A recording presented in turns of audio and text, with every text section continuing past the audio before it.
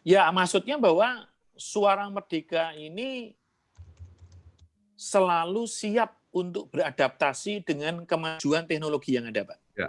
Jadi kita tidak pernah terbuai dengan nama besar, terus kita nggak ngapa-ngapain. Kita terbuai dengan nama besar, terus kita tidak tidak adaptif dengan lifestyle yang ada. Saya tidak ingin seperti itu. Dan semua itu hanya bisa kita lakukan kalau kita kolaborasi, Pak. Nggak mungkin Suara Merdeka jalan sendirian.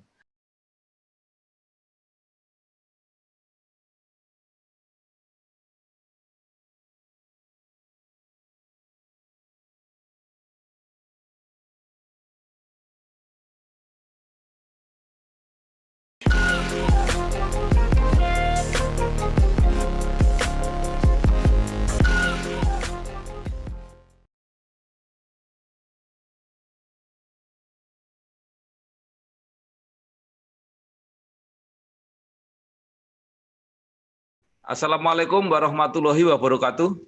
Bersama saya Bambang Sadono di channel Inspirasi Jawa Tengah. Mudah-mudahan channel ini bisa memberi inspirasi, edukasi, motivasi, informasi, syukur bisa membantu mencari solusi. Saya sudah bersama Bapak Kukrit Suryo Wicaksono MBA, CEO Suara Merdeka Network, yang juga sehari-hari kita kenal sebagai Ketua Kadin Jawa Tengah. Apa kabar Pak Kukrit? Alhamdulillah sehat, lancar Pak Bambang. Pak Bambang mugi-mugi juga sehat ya. Nah, luar biasa. Saya senangnya kalau bersama Pak Kukrit itu selalu bersemangat itu. Oh ya, sangunya cuma itu, sehat, semangat, dan sabar, gitu Pak. Jadi ikut-ikut bersemangat. Nah, Siap. Pak Kukrit, ini kan Suara Merdeka kan akan berulang tahun yang ke-71. Ini luar biasa. Betul. Pak Kukrit kalau tidak salah sekarang usianya 45 tahun ya. Hampir ya, tahun ini 46 ini. Mulai umur berapa Pak Kukrit mulai mengelola Suara Merdeka?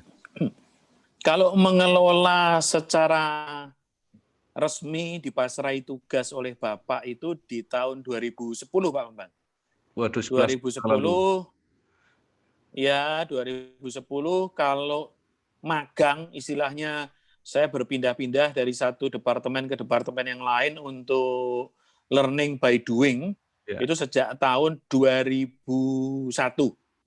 Nah, pertanyaannya bagaimana rasanya diamanati sebuah lembaga, sebuah perusahaan yang sangat legendaris di Jawa Tengah dan namanya sangat besar. Nah, sekarang ada di pundak Pak Kukrit. Gimana? Ya, kalau rasanya sudah otomatis deg-degan asik ya Pak. Deg-degan asik. Kenapa saya katakan deg-degan asik? Karena deg-degannya kalau kita ini, apalagi saya datang dari perusahaan keluarga nih Pak Bambang.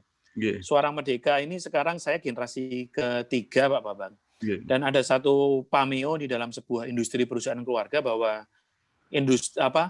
generasi pertama mendirikan, kedua membangun, ketiga menghancurkan, katanya begitu Pak. Jangan sampai terjadi. Betul. Nah, kemudian deg-degannya di sana, asiknya di mana? Asiknya itu bahwa saya berada pada satu lingkungan yang lingkungan saya ini rata-rata bisa dibilang adalah bawaan generasi kedua. Jadi beliau-beliau ini sudah paham betul, tahu betul apa yang kira-kira harus dilakukan. Jadi semenjak tahun 2021 atau saya pertama kali masuk itu, saya lebih banyak melihat, saya lebih banyak mendengar, dan seminimal mungkin bicara. Karena saya sedikit demi sedikit ingin menyerap ilmu yang dimiliki oleh para senior-senior yang ada di Suara Merdeka, yang sudah pastinya nggak ada sekolahnya gitu Pak. Iya, betul. Nggak ada sekolahnya. Tapi saya ada satu kekecewaan Pak Bambang. Saya ada satu kekecewaan di mana saya gelo sekali ya. Pada saat saya pertama kali masuk di Suara Merdeka itu, Pak Bambang sudah wisuda dari Suara Merdeka. Jadi saya sempat dari pengalamannya Pak Bambang gitu. Nah, itu yang membuat saya gelo di sana. Iya. Saya tidak kesempatan untuk menyerap ilmu-ilmunya Pak Bambang. Itu yang membuat saya gelo sampai hari ini Pak Bambang. Enggak, itu sejarah lah. Kita sekarang bangun sejarah baru.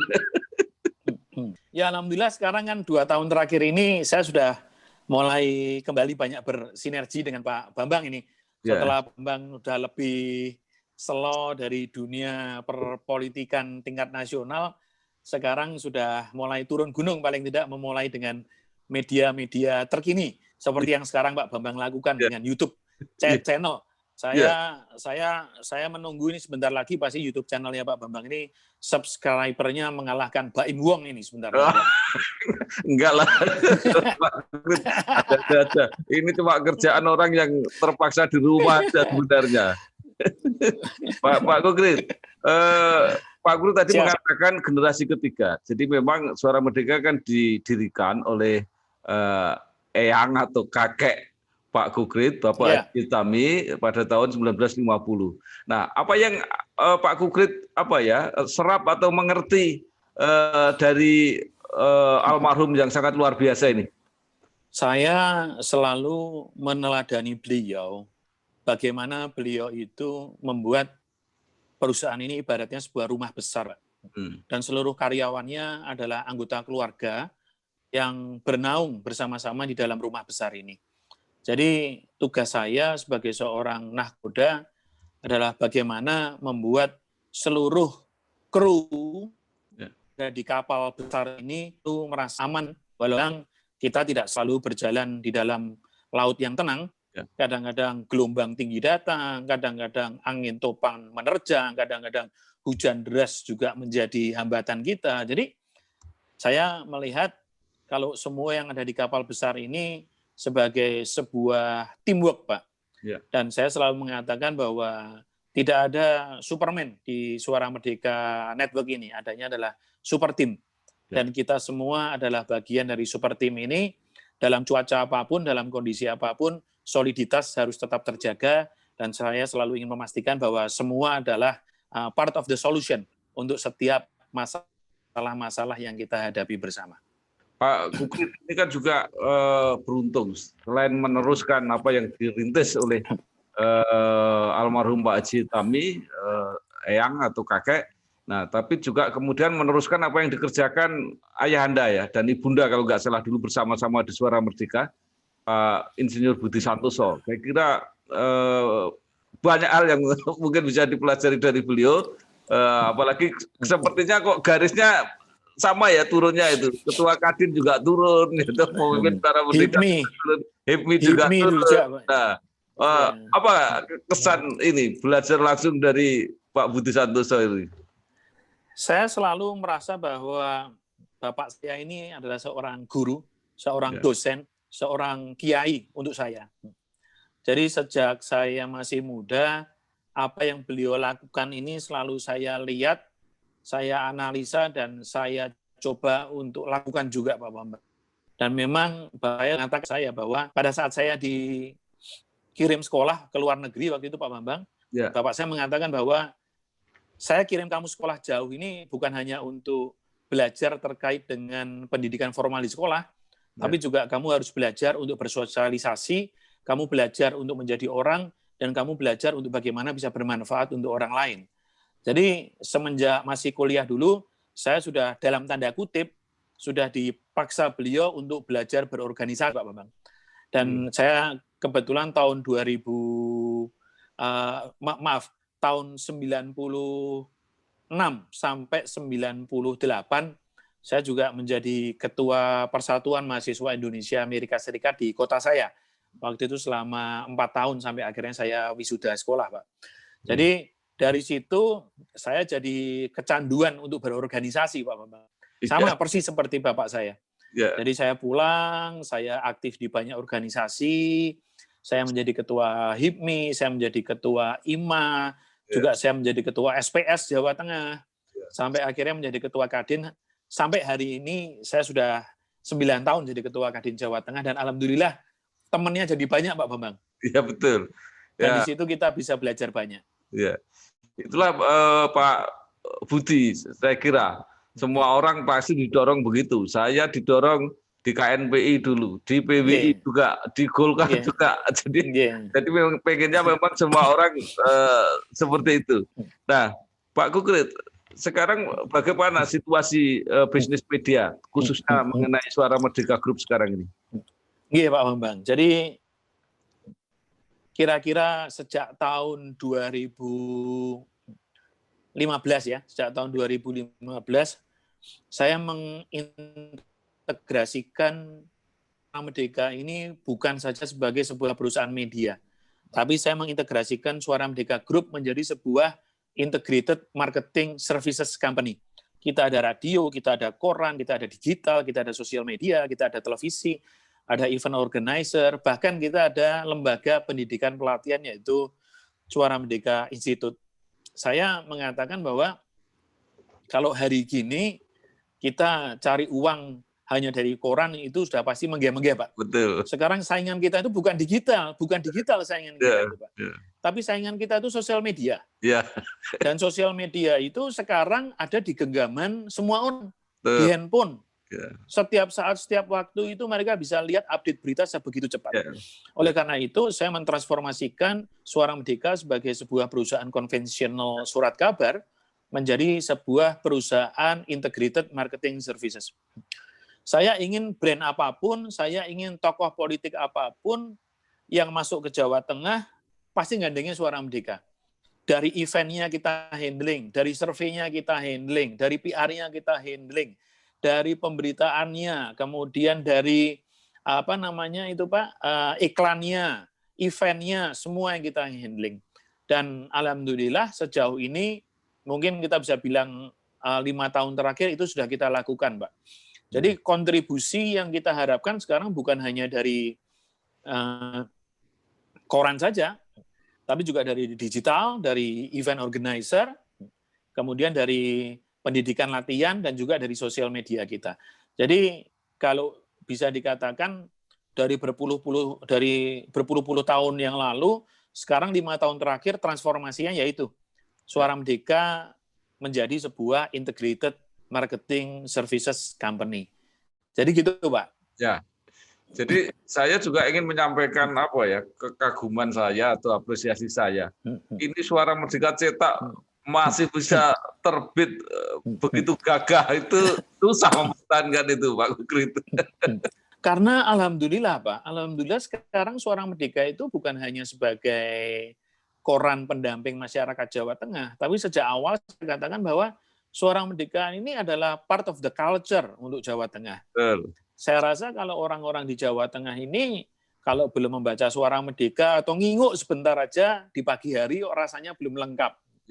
Jadi saya juga selalu katakan bahwa Departemen Marketing Communication kita harus strong, harus kuat. Bagaimana mereka terus melakukan kegiatan PR ya dengan semua stakeholder yang ada untuk selalu memupuk dan menjaga bahwa Suara Merdeka ini adalah sahabat untuk semua komunitas masyarakat yang ada di Jawa Tengah. Apakah itu akademisi, apakah itu kiai, apakah itu pastor, apakah itu politikus, semua. Semua komunitas adalah sahabat dari Suara Merdeka. Dan ya alhamdulillah Pak Bambang, dari survei Nielsen Media Research terakhir yang ada, Suara Merdeka masih market share-nya masih 70%, Pak, untuk di Jawa Tengah. Iya.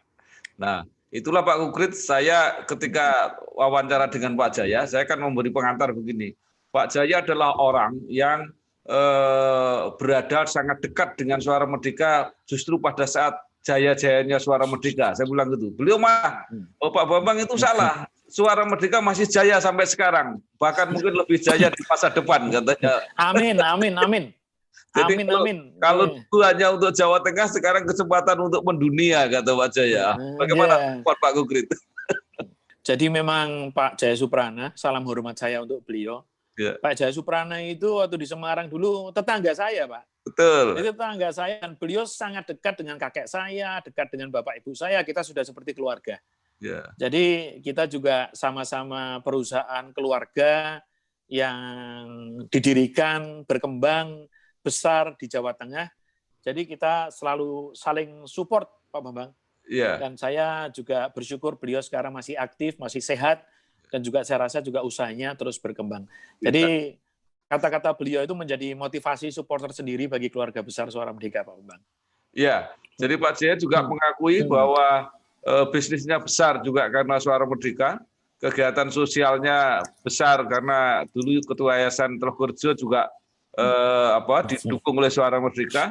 Kemudian Muri juga yang memberitakan Suara Merdeka. Jadi sampai sekarang apresiasinya pada Suara Merdeka luar biasa. Terima kasih Pak Bambang, terima kasih. Oke. Pak Kukrit, lalu ke depan apa yang akan dilakukan oleh Suara Merdeka Network ini? Kita ingin terus fokus ke tadi yang seperti saya katakan, Pak, integrated marketing services. Karena justru sekarang di era media sosial ini, semua orang ingin prestasinya itu di-PR-kan, disosialisasikan dengan baik. Setiap kepala daerah ingin prestasi-prestasinya diketahui oleh masyarakat. Setiap kepala bank ingin langkah-langkahnya, program-programnya semua diketahui oleh masyarakat. Jadi saya rasa saat sekarang ini semua orang ingin prestasinya diakui dan dibicarakan secara positif oleh masyarakat. Nah, Suara Merdeka Network ingin mengambil peran di sana, Pak. Jadi kami bukan hanya sekedar memberitakan, tapi juga kami ingin menyiapkan sebuah PR strategi yang bagus untuk para klien-klien kita. Setiap brand-brand yang masuk ke Jawa Tengah, kita ingin berikan sajian data tentang Jawa Tengah yang terbaru, Jawa Tengah yang terupdate, sehingga strategi pemasaran mereka, strategi penjualan akan lebih efektif apabila nanti dilakukan dengan bekerja sama dengan Suara Merdeka Network. Apalagi ke depan saya lihat kan ekonomi Jawa Tengah ini bakal gemilang, bakal cemerlang menurut saya. Ya. Nah, saya katakan dengan beberapa teman-teman bahwa Jawa Tengah ini bisa menjadi center of commercial industry di Asia Tenggara. Dengan adanya kawasan industri Batang, kawasan industri Brebes, dan saya kok punya keyakinan Semarang ini bisa menjadi kota internasional, Pak Bambang. Karena hampir bisa dibilang di kawasan industri Batang itu 80% investornya adalah investor luar negeri. Dan setiap kali mereka masuk ke Jawa Tengah, pasti pintu gerbangnya adalah Semarang. Nah, Suara Merdeka harus mengambil peran di sana, Pak. Suara Merdeka harus bisa menjadi sebuah jawaban untuk setiap kebutuhan-kebutuhan yang diinginkan oleh para pelaku dunia usaha. Nah, ini kita juga butuh support dari Pak Bambang ini. Kira-kira bagaimana kita bisa bersinergi dan supaya Suara Merdeka Network ini selalu bisa menjadi, yang seperti saya katakan sebelumnya tadi Pak, menjadi part of the solution untuk setiap permasalahan yang dimiliki oleh stakeholder di Jawa Tengah. Iya, saya kira luar biasa. Mulai dari visi, ya, strategi, program, Pak Kukrit sudah uraikan semua. Jadi tinggal eksekusinya saja ini. Jadi bagaimana nanti action-actionnya. Kalau menurut saya bagus sekali. Nah, Pak Kukrit, dalam rangka ulang tahun yang ke-71 ini, tagline-nya akan kolaborasi dan adaptasi. Adaptasi kolaborasi. Ya. Ya, maksudnya bahwa Suara Merdeka ini selalu siap untuk beradaptasi dengan kemajuan teknologi yang ada, Pak. Ya. Jadi kita tidak pernah terbuai dengan nama besar, terus kita nggak ngapa-ngapain. Kita terbuai dengan nama besar, terus kita tidak tidak adaptif dengan lifestyle yang ada. Saya tidak ingin seperti itu. Dan semua itu hanya bisa kita lakukan kalau kita kolaborasi, Pak. Nggak mungkin Suara Merdeka jalan sendirian.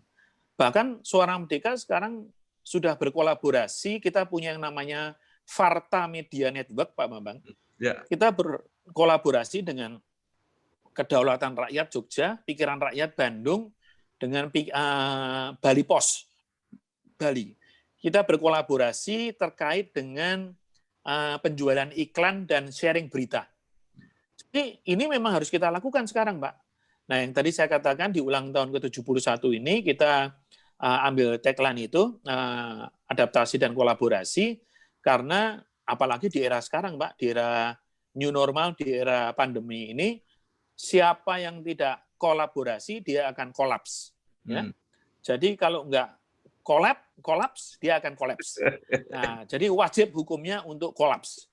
Oleh karena itu, tadi saya katakan adaptasi kolaborasi ini menjadi satu tagline yang saya rasa paling pas, paling cocok, Pak Bambang. Pak Kukrit, mungkin akan menyampaikan sesuatu berkaitan ulang tahun Suara Merdeka yang ke-71 ini, baik kepada masyarakat secara umum, kepada mitra-mitra bisnis, mitra-mitra kerja, kepada keluarga besar Suara Merdeka. Monggo Pak Kukrit. Ya, saya lebih ingin menyampaikan kepada semua stakeholder masyarakat Jawa Tengah aja, Pak, bahwa terima kasih saya ucapkan sebagai CEO Suara Merdeka Network. Selama 71 tahun ini, Suara Merdeka selalu dipercaya untuk menjadi bagian dari semua sisi kehidupan dari semua komunitas yang ada di Jawa Tengah. Dan saya pastikan bahwa ke depan Suara Merdeka di usia ke-71 tahun ini kita akan selalu menjadi bagian solusi untuk setiap masalah-masalah yang ada di Jawa Tengah. Kita ingin Suara Merdeka menjadi mediator untuk setiap masalah yang ada. Kita ingin Suara Merdeka menjadi solusi-solusi yang terbaik. Dan saya bisa katakan bahwa nggak pernah, Pak, yang namanya Suara Merdeka itu memberitakan yang jelek tentang Jawa Tengah. Karena saya selalu katakan dengan wartawan-wartawan saya, apapun yang diberitakan itu jelek, apakah itu bagus, apakah itu problem, semua harus berorientasi kepada solusi. Dan saya terus berterima kasih, Pak, di usia ke-71 tahun ini, dukungan, support, saran, masukan dari semua stakeholder masyarakat tidak pernah berhenti kami terima, Pak. Dan saya nyuwun, jangan pernah bosen, jangan pernah stop untuk mengkritik saya, untuk mengkritik kami. Kita menjadikan kritik ini sebagai sebuah jamu, Pak. Ya. Untuk bagaimana kita ke depan menjadi lebih kuat, bagaimana ke depan kita bisa lebih berkembang. Dan saya merasakan bahwa jamu ini menjadi sesuatu yang sangat berguna bagi kami di masa sekarang dan masa yang akan datang. Memang rasanya pahit, Pak. Kalau nanti manis malah marak ke diabetes gitu ya. Tapi kalau jamu itu, obat itu pasti pahit. Tapi manfaatnya sangat luar biasa bagi Suara Merdeka Network. Jadi sekali lagi di usia 71 tahun, saya mengucapkan terima kasih dan sinerginya, supportnya terus kami tunggu. Jangan lupa, Pak, termasuk Pak Bambang ini, jangan lupa untuk terus mengkritik kita, Pak. Berikan kita kritik-kritik yang membangun, kritik-kritik yang terbaik, sehingga kita bisa menjadi seperti apa yang masyarakat dan Pak Bambang harapkan. Kira-kira gitu, Pak Bambang. Terima kasih Pak Kukrit Suryo Wicaksono, CEO Suara Merdeka Network. Selamat ulang tahun yang ke-71. Tetap kuat, tetap sehat, seluruh keluarga besar Suara Merdeka, dan menyongsong era baru ya dari Jawa Tengah ke dunia. Amin, amin, amin. Terima kasih. Wassalamualaikum warahmatullahi wabarakatuh. Waalaikumsalam warahmatullahi wabarakatuh, Pak Bambang.